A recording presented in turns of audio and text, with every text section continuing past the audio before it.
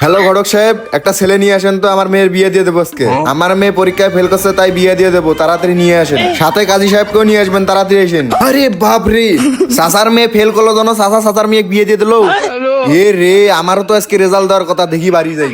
মাউয়ার পুত্র আজকে রেজাল্ট ওই আজকে বাড়িত নাই, ওক যে কি করিম আসুক খালি আজ বাড়ি ওর দেওয়ানি গিরিয়া ছুটি দিম আজ।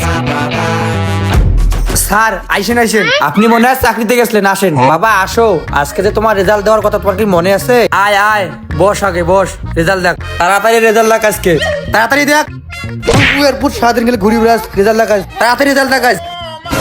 কি হয়েছে রে, পাস না ফেল? কি হয়েছে রে, কোশ না কেন? বাবা আসলে আমি ফেল করছি। মাউয়ার পুত ফেল করছি তো খাইছো মাই।